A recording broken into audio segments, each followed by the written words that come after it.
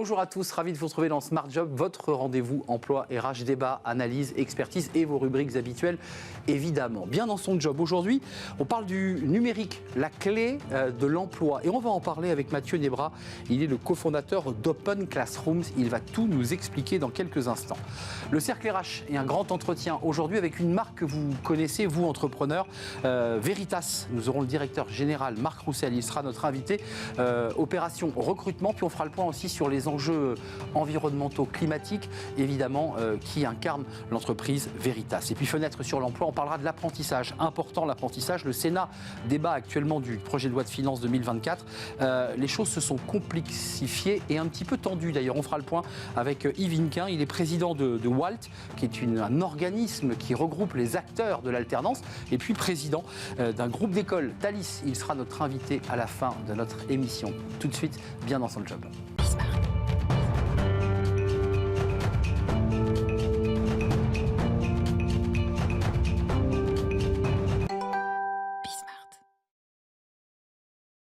Bien dans son job, on parle beaucoup ici d'emploi, de métiers sous tension ou de secteurs sous tension. Il y a un secteur qui est sous tension, c'est le numérique, et on va en parler avec vous, Mathieu Nebra. Ravi de vous accueillir sur le plateau. Vous êtes le cofondateur d'Open Classrooms. Avant de parler du numérique, de toutes ces formations digitales que vous avez créées, un petit mot sur vous quand même, sur l'entrepreneur que vous êtes. Bismart, c'est la chaîne des entrepreneurs. J'ai lu en préparant l'émission que, en fait, l'aventure Open Classrooms avait démarré quand vous aviez 13 ans. C'est exact. À 13 ans, vous voulez aider vos copains. Mais je n'avais pas forcément l'idée de créer une entreprise à 13 ans. C'est l'origine du projet. Ça démarre quand j'ai 13 ans, que j'ai un ordinateur à la maison, je découvre Internet et je veux apprendre à créer des sites web. Et du coup, je vais en librairie, je cherche un livre pour débuter en création de site web et je ne le trouve pas. Et donc, je me dis, je vais prendre un de ces livres pour les professionnels et je vais le réécrire de la façon dont j'aurais aimé l'apprendre. Donc ça a été le début du projet qui est devenu Open Classrooms.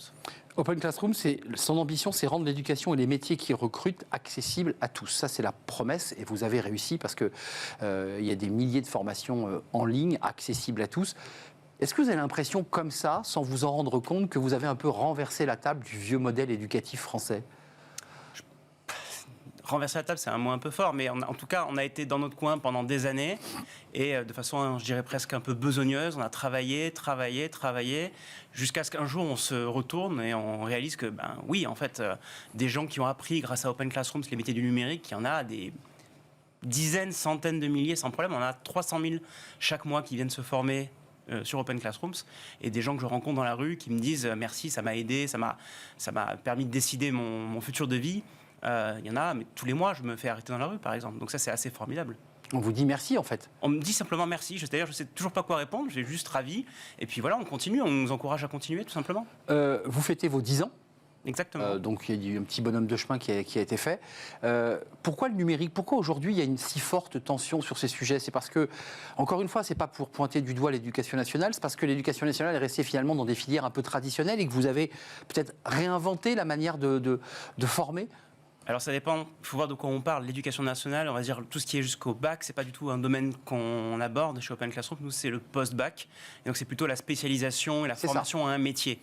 Et pourquoi le numérique est sous tension et qu'on n'arrête pas de le répéter ? C'est simplement parce que le numérique est partout. Et les compétences dont on a besoin, quel que soit le job, quel que soit le domaine, incluent des compétences numériques aujourd'hui. Donc il n'y a pas de mystère, il n'y a pas de hasard. Ça vient juste de l'évolution des technologies, de leur accélération et de leur omniprésence au quotidien. Mais l'éducation nationale post-bac, et ma question a été tournée post-bac, aurait pu adresser ce sujet et dire après tout, on doit réorienter nos filières. C'est peut-être parce que le paquebot est tellement énorme qu'il y a plus d'agilité chez vous, peut-être ?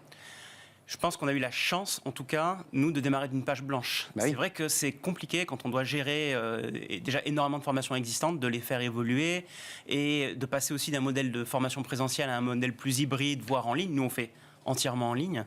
Je dois avouer que c'est une chance aussi. Ça nous permet d'avoir plus de latitude, plus de vitesse d'adaptation par rapport aux évolutions du marché. Mathieu, 600 cours en ligne, 50 parcours de formation, et on va parler, et j'aimerais qu'on parle de ChatGPT, 2500 mentors, 1500 entreprises clientes, ça c'est quelques chiffres pour resituer.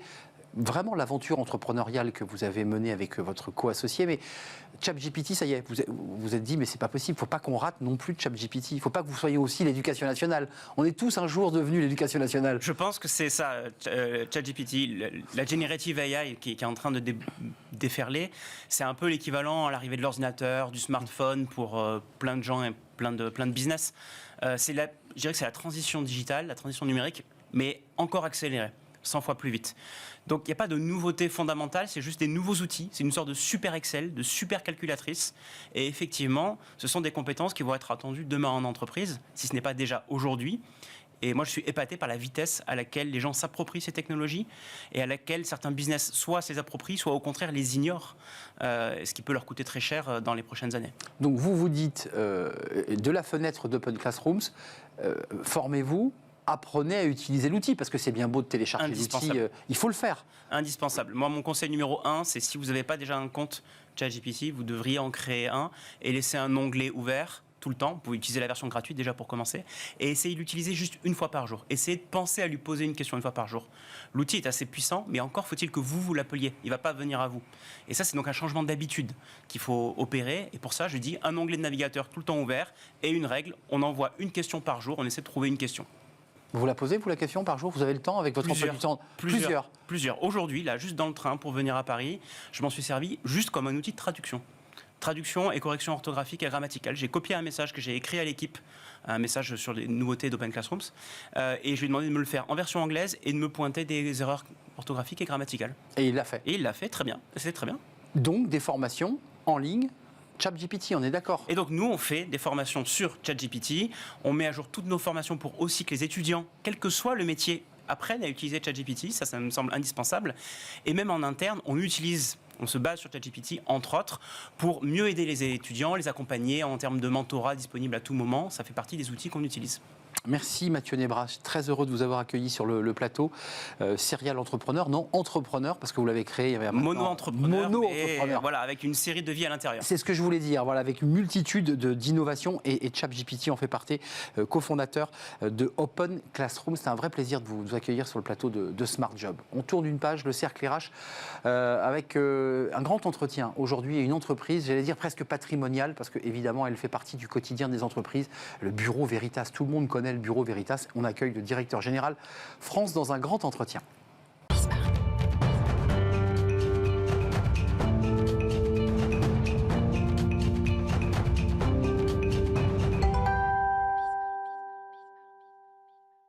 Le cercle RH et un grand entretien aujourd'hui dans le cercle RH avec Marc Roussel. Bonjour Marc.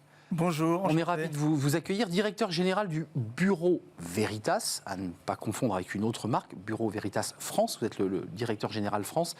Le Bureau Veritas, pour les entreprises qui nous regardent et les RH, tout le monde connaît la marque. C'est quoi Veritas exactement? Parce que quand j'ai commencé à me pencher sur cette émission, en fait Veritas, vous touchez à tous les sujets. Exactement, en fait, Bureau Veritas, c'est l'un des leaders mondiaux de l'inspection, des tests et de la certification. Alors, on est implanté dans le monde entier. Hein. On est à peu près dans 140 pays. Il y a 82 000 personnes. Donc, c'est une grande entreprise. Et on vous rend service en permanence. Vous ne le savez pas, mais soit parce qu'on va tester les chemises que vous portez, vos téléphones, on va tester vos tables. Mais aussi, au quotidien, ça va être, on va aller contrôler les bâtiments dans lesquels vous vivez, on va aller contrôler les avions dans lesquels vous volez, absolument tout ce que vous environne à un moment donné. Et passer bien souvent par notre entreprise. Parce que vous êtes le leader. Oui, l'un des leaders mondiaux. L'un des leaders mondiaux. Ouais, exactement. Quelques mots, parce que quand on s'intéresse de près au Bureau Veritas, vous êtes un tiers de confiance. Ça veut dire quoi? Ça veut dire que l'entreprise vous mandate pour valider et tamponner et certifier que ce produit peut être mis sur le marché. On est bien d'accord? Alors quand on dit qu'on a un tiers de confiance, donc ce que vous dites est une possibilité. Mais en fait, c'est quand quelqu'un ou deux personnes ont besoin d'avoir un tiers qui permet de certifier que quelque chose est vrai. Et aujourd'hui, vous savez que la confiance est extrêmement importante dans notre monde, mais elle n'est pas automatique. Donc il faut la prouver. Et une des façons de la prouver, c'est d'appeler un tiers qui est expert en la matière pour aller affirmer que ceci est vrai ou faux. Donc ça peut être face à une référence, norme internationale, ça peut être aussi face à des des caractéristiques techniques réclamées entre le vendeur et l'acheteur. Et nous, on vient en tant que tiers certifier que c'est bien ça. Parlons recrutement. L'émission Smart Job parle d'emploi, de recrutement. J'ai vu que vous accélériez assez fort sur le recrutement. Et quand on voit la diversité des secteurs d'activité dans lesquels vous intervenez, vous avez parlé de la mécanique, vous avez parlé du bâtiment, vous avez parlé, et on parlera d'environnement, de climat, de transition énergétique, qui sont des sujets qui nous impactent. Comment on fait là pour écrire ces fiches de poste? Vous faites par secteur? Alors, on a énormément de métiers disponibles. On a, dans notre organisation, on a on est organisé par spécialité. Donc, chaque spécialité est totalement capable de décrire la description de job qu'ils veulent pour son métier donné.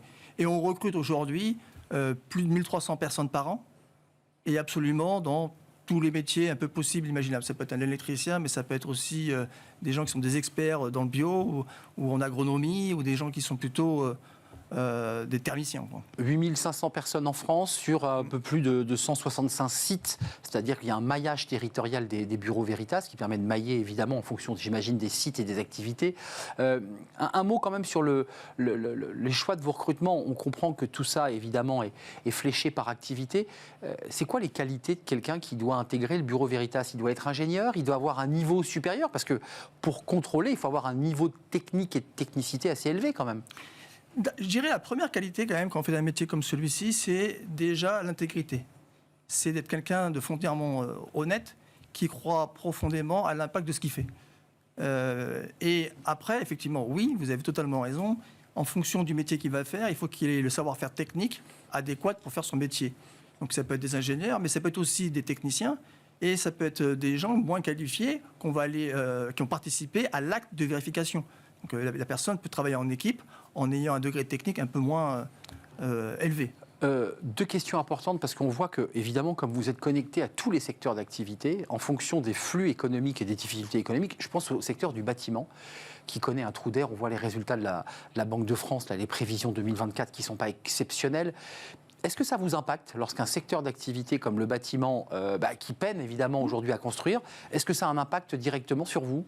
Oui, mais vous avez un peu répondu à la question. En fait, c'est qu'on est tellement divers qu'aujourd'hui, le secteur qui est le plus impacté, ça va être la construction plutôt privée, notamment résidentielle, collective. Mais en même temps, vous avez énormément de nouvelles activités dans le monde de la construction qui sont la rénovation, notamment pour arriver à faire à upgrader tous les bâtiments au niveau énergétique. Donc aujourd'hui, on fait aussi des audits, donc c'est pas forcément les mêmes sociétés, mais on fait des audits énergétiques, on fait des audits de bâtiments, on aide et on accompagne les entreprises à faire face un peu aux nouvelles demandes sur les économies d'énergie. Les transitions énergétiques, la transition énergétique, les enjeux climatiques, alors ça impacte évidemment, on en a beaucoup parlé, les assureurs, la transformation même des primes d'assurance, et puis ensuite ça impacte aussi le bureau Veritas qui, j'imagine, doit être excessivement sollicité sur ces sujets. Alors, on est déjà au début, historiquement, notre métier. On a commencé à vérifier que les gens... Créé au 19e, on ne l'a pas dit. Alors, on n'a pas dit, mais le bureau Veritas a été créé en 1828. C'est ça, voilà. On approche les 200 ans d'histoire. Et c'est important de le rappeler parce que, au fur et à mesure des siècles, parce que c'est quand même des siècles, des dizaines d'années, on a toujours essayé d'aider nos clients à répondre aux nouvelles problématiques auxquelles ils faisaient face. Bah oui. Aujourd'hui, l'une des problématiques, c'est qu'il y a des nouvelles lois qui apparaissent, des nouvelles demandes. Et en plus, il faut prouver ce que vous dites. Donc là, effectivement, on continue en termes de transition énergétique. On travaille avec des grandes entreprises ou des plus petites, d'ailleurs, avec tout type d'entreprises, pour arriver à faire des audits énergétiques. Pour certaines, on va essayer de les aider à écrire un peu une route pour arriver... C'est du conseil, hein. Là, c'est du conseil. On a une filiale dédiée au conseil, qui est Bureau Veritas Solutions. Très important. Après, on a une partie qui est... donc là, on va les aider à réduire leur empreinte carbone. Et après, on peut les accompagner parce qu'on connaît quand même bien tous les secteurs, à mettre des actions en œuvre pour le faire, quoi. Donc ça veut dire qu'une question vraiment de béotien, mais c'est important qu'on se le dise, sur les sujets de transition énergétique, s'il n'y a pas le tampon Bureau Veritas, ça veut dire que la personne, vous lui demandez de revoir sa copie. Comment ça se passe d'un point de vue concret? Alors, les sujets énergétiques, il y en a foult. Comme vous dites, il y en a moult. Ouais. Il y a des sujets qui sont sur des les nouvelles réglementations sur la CSRD, sur le Corporate Sustainability Reporting Directive, on va avoir besoin effectivement de tiers de confiance pour venir, prouver les datas et après faire le rapport. Mais les gens qui vont éditer les rapports, y compris Bureau Veritas, ils vont aller regarder si les données qui ont servi à élaborer ce rapport sont fiables. Donc là, ça ouvre effectivement, c'est colossal. Il faut absolument arriver à être sûr de ce qu'on dit, quoi. Et la défiance, c'est quand même... Aujourd'hui, il y a eu tellement j'ai envie de dire, de greenwashing qu'il faut absolument arriver à progresser. Bien sûr. Être sûr que ce qu'on dit est vrai. Vous ouvrez la porte avec les datas. J'ai vu que dans le grand plan stratégique Bureau Veritas Monde, puisque c'est une entreprise monde, on l'aura compris, il y avait aussi des enjeux sur les TIC, les technologies de l'information et de la communication, les datas. Ça, c'est un sujet sur lequel... Il y a quoi? On est dans une zone grise, pour le dire simplement. On parlait de l'IA tout à l'heure, on parle de ChatGPT. Sur ces sujets-là, vous avez la main ou Bureau Veritas se retrouve un peu sur le quai de la gare, là? Alors, si on avait l'habitude de rester sur le quai de la gare en regardant les trains passer, je pense qu'on n'aurait pas survécu 200 ans. Donc, pour l'instant, le premier sujet qu'on regarde et sur lequel on travaille, il ne faut pas que regarder, sur lequel on travaille, c'est tout ce qui concerne la cybersécurité. Clairement. Donc, sur la cybersécurité, on a fait des acquisitions, on a développé ce savoir-faire interne pour accompagner les entreprises à améliorer leur niveau et à auditer et à contrôler leur niveau de résistance en termes de cybersécurité. Et l'image que j'utilise là-dessus, c'est un peu ce qui s'est passé en termes de sécurité. Vous pouvez avoir un harnais de sécurité, vous en achetez beaucoup, c'est pas pour ça que votre entreprise n'aurait pas d'accident. Il faut les mettre. Il faut les mettre, il y a un facteur humain, il y a un facteur management de système qui est beaucoup plus large que simplement avoir un harnais. La cybersécurité, c'est pareil.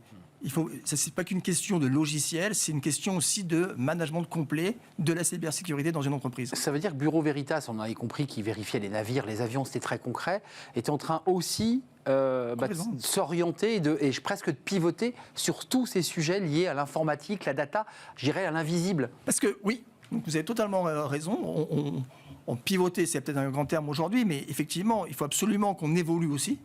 Et clairement, on va évoluer pour accompagner les sujets liés à la data et liés au numérique. Donc, pour terminer notre entretien qui est passionnant, ça veut dire aussi que vous orientez vos recrutements sur ces sujets. Vous avez besoin aussi d'experts sur ces sujets. Totalement. Alors, plus que jamais, on l'a vu juste avant, c'était un peu tendu sur le numérique, mais on a également besoin d'experts dans le numérique, totalement. Oui. Ça veut dire que comme toutes les entreprises, grandes et petites, vous êtes à la chasse des talents du numérique qui doivent venir grossir les rangs du Bureau Veritas. Complètement, oui. Mais on a la chance de beaucoup de talents, et qu'ils soient jeunes diplômés, qu'ils soient expérimentés. Nous, on a de la place pour tout le monde aujourd'hui. Avant de nous quitter, quand même, vous nous dites, et ça c'est très intéressant, que quand même, l'avenir, on le sait, c'est le numérique, et que donc le Bureau Veritas a sa place sur ces sujets-là. Oh, bien entendu, oui, complètement. Il y a quoi? C'est un marché en développement? Vous êtes en train de le construire, ce marché? Alors, la cybersécurité, vous avez des normes ISO qui sont déjà existantes, qui existent, mais qui vont être de plus en plus réclamées, qui ne sont pas très connues aujourd'hui, mais de plus en plus, quand vous allez vouloir interagir avec notre entreprise, on va vous demander, mais est-ce que quand j'échange des mails avec vous, quand j'échange des datas avec vous, est-ce que je suis sûr que je n'ouvre pas une porte d'entrée? Bien sûr, pour des cyberattaques. C'est tout l'enjeu. Donc c'est tout l'enjeu. Je sais qu'avant de nous quitter, un petit mot quand même sur l'égalité femmes-hommes, parce que c'est aussi un sujet de recrutement et c'est un enjeu aussi pour le Bureau Veritas. Oui, c'est un enjeu. Donc aujourd'hui, on est à peu près, en France, à peu près à 28% de femmes. C'est des métiers souvent techniques. Ouais. Historiquement, c'est un peu plus difficile, mais on progresse. En termes de leadership, de position managériale, on progresse également. On en parlait juste avant l'interview, mais notre CEO, qui s'appelle Madame Hinda Garbi, est une femme. Et on a énormément de femmes dans les postes de responsabilité chez Bureau Veritas, et on nous en est très fiers. Combien de recrutements, là, avant de nous quitter? Combien vous avez de recrutements ouverts pour ceux qui parce que ce Bureau Veritas... Là, à l'heure où je parle, à date, comme on dit. À date, à peu près 400, et on en recrute à peu près 1300, 1400, 1500 personnes par an. Donc, allez, j'imagine, sur l'onglet recrutement. Exactement. Et vous avez vu, il y a 165 sites, donc c'est intéressant de voir... On couvre toute la France. Voilà, la France est couverte, et je dirais, d'une manière transversale, vous couvrez tous les secteurs d'activité. Oui. Je crois qu'aucun n'échappe aux... On dit inspecteur, d'ailleurs? Inspecteur, ça se dit. On se dit inspecteur du Bureau Veritas, donc qui crée quand même une petite tension chez le chef d'entreprise quand on voit arriver l'inspecteur du Bureau Veritas. Non, mais, Il range le bureau en général. Oui et non, parce qu'on l'aide quand même à pouvoir Il y a du travailler conseil. et à le conseiller et à avancer dans la bonne direction, quoi. Partie conseil, et puis on l'aura entendu aussi, un gros travail sur la data et les TIC, Oui. avec des enjeux de cybersécurité. Merci Marc Roussel de nous avoir rendu visite. Merci beaucoup, ravi. J'espère que l'interview était aux normes. Je pense.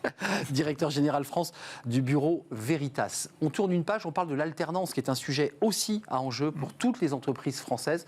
L'alternance, on en est où exactement ? Le Sénat est en train d'examiner le projet de loi de finances et il se passe des choses intéressantes. On va en parler tout de suite dans Fenêtre sur l'emploi.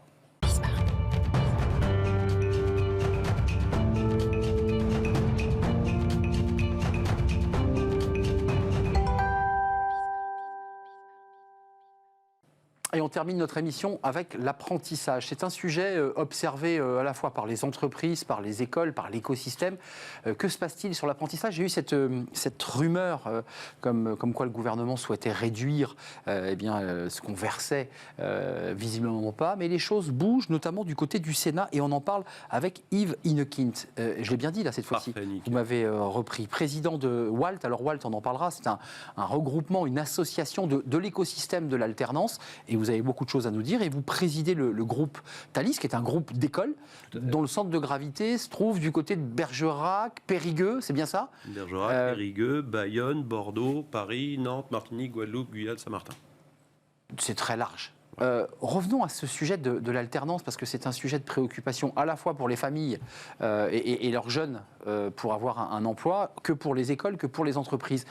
Le Sénat, le 23 novembre dernier, décide, là, enfin en tout cas c'est une volonté sénatoriale, de réduire globalement ce qu'on allouait, 5 000, 8 000, ce qui était fixé pour les jeunes, de le réduire. Est-ce que c'est validé ? Il faut attendre l'Assemblée nationale, j'imagine, et le débat à l'Assemblée nationale. Est-ce que vous êtes inquiet d'abord, pour commencer ? Je suis inquiet de ce genre de décision future.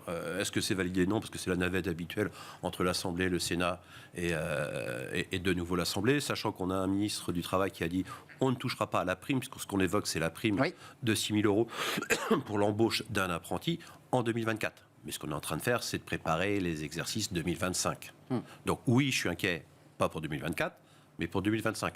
Mais reprenons un tout petit peu l'histoire. Septembre dernier déjà. Comment dire ? En septembre 2018, on veut désacraliser, on veut ouvrir les chakras à l'apprentissage. Et ça marche. Une réforme. 2018, 5 septembre, la loi Pénicaud, de dire on donne sa chance aux produits apprentissage. Je pense qu'à l'époque, on leur aurait dit on serait passé de 300 000 apprentis à 950 000 apprentis, ce qui est le cas aujourd'hui. Tout le monde aurait signé. Or, aujourd'hui, on n'est pas dépassé. On a en face de nous une vraie réussite de l'apprentissage. Le problème... Ça coûte cher, dit le gouvernement. Ça coûte cher, mais c'est qu'en fait, on finance avec le même budget qu'en 2018, 3 fois plus d'apprentis. Donc en fait, on regarde la chose sous l'angle du coût, mais pas de l'investissement. Je rappelle qu'en septembre dernier, il y a quelques mois, réduction de 5% de l'enveloppe allouée. Et là, les CFA sont montés au créneau, ainsi que l'association WALT, en disant, mais attendez, on a l'inflation, et en plus, vous nous réduisez l'enveloppe versée aux organismes de formation. On est en France.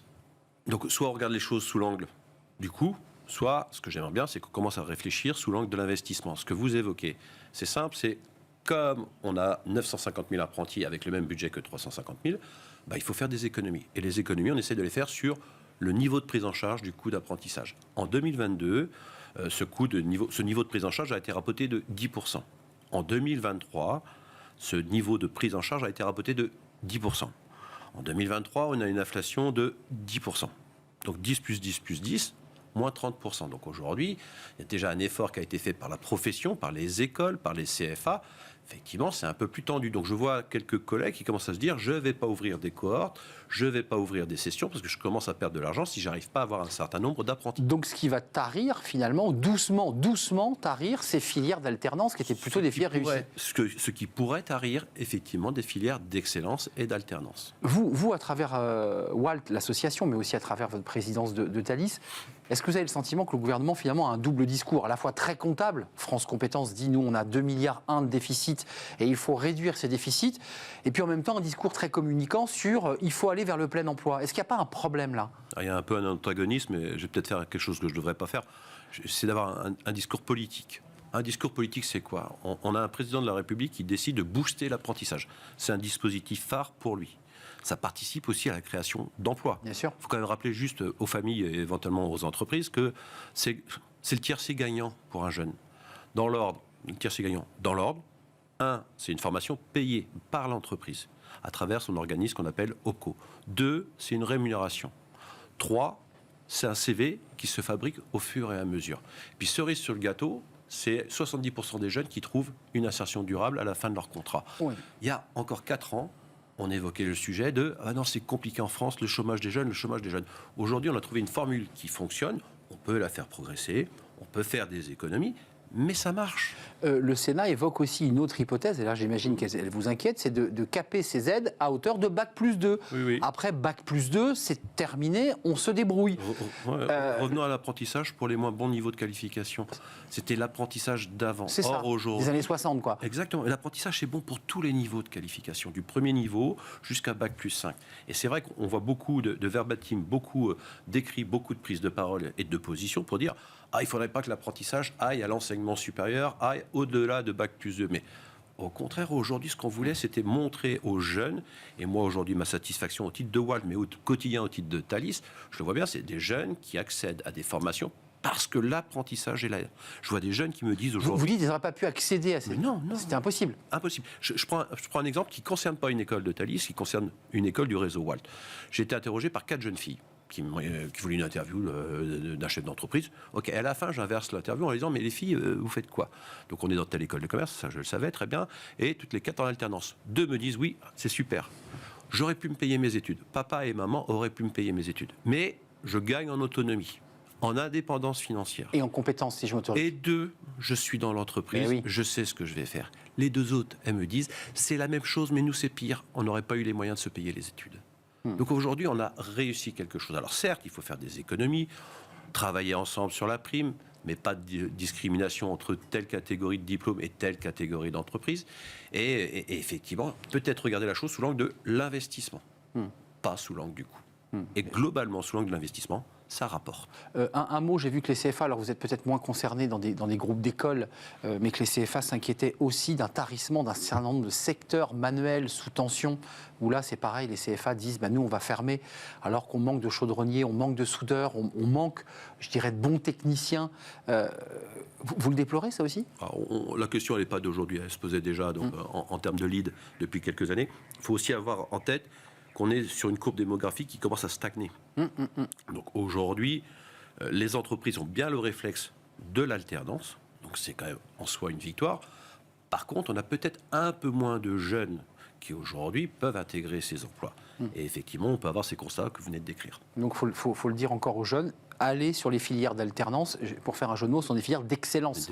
Elles vous permettent de pouvoir vous immerger vraiment. Alors, leur langage, c'est le combo gagnant. C'est le combo gagnant. Vous avez dit le tiercé gagnant, oui. Yves. Merci en tout cas de nous avoir rendu Merci. visite. Yves Neukint, vous êtes le président de Walt, un regroupement. Alors je suis allé sur le site de plus de 200 structures, associations, CFA, écoles, bref, les acteurs de l'alternance. Et vous êtes aussi le président de Thalys, qui est un groupe d'écoles. Combien d'écoles aujourd'hui ? Une dizaine. Une dizaine d'écoles. Pour le moment. Pour le moment, il y a de l'ambition. Merci de nous avoir rendu visite.